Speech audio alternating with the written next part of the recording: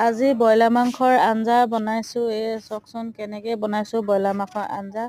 প্ৰথমতে ভাতকেইটা পাতি লৈছোঁ আৰু কেৰাহীটো পাতি দিলোঁ। চাওকচোন তেজপাত, নহৰু, জলকীয়া, শুকান জলকীয়া, পিঁয়াজ, লগতে মটৰ কেইটামান, কেইটামান নহয় অলপ বেছিকৈ লৈছোঁ আৰু কুটি আলু ধুই পখালি ভালকৈ লৈ লৈছোঁ।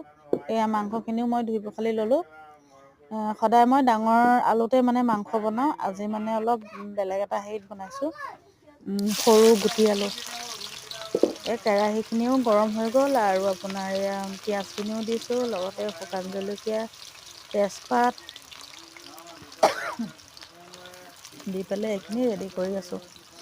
চাওকচোন আনকালে সদায় মই জলকীয়া পিচি দিওঁ। আজি মানে জলকীয়াখিনি মই এনেকৈ আজি গোটা গোটাকৈ দিছোঁ, মানে ভাজি পেলাই এনেকৈ অলপ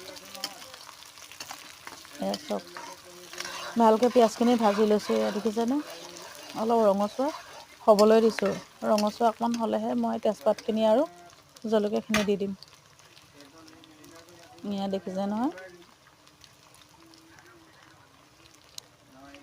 মই তেজপাতখিনি দিলোঁ, লগতে আৰু জলকীয়া কেইটামান দি দিছোঁ। আজি এনেকৈয়ে বনাইছোঁ।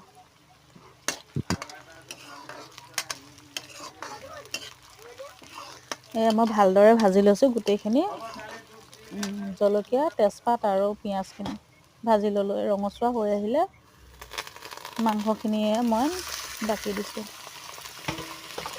মাংসখিনিও মই ভালদৰে ভাজি ল'ম। দেখিছেনে ভালদৰে মই ভাজি আছোঁ মাংসখিনি।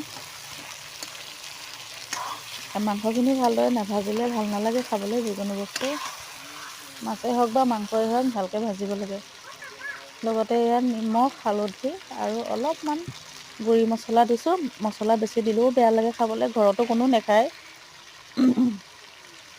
এনেকৈ অলপমানকৈ দি দিছোঁ, অলপমানকৈ দিছোঁ, দি পেলাই ভালদৰে ভাজি ল'ম। দেখিছেনে ভালকৈ ভাজি লৈছোঁ। ভজা হৈ গ'ল। এতিয়া মটৰখিনি ঢালি দিম।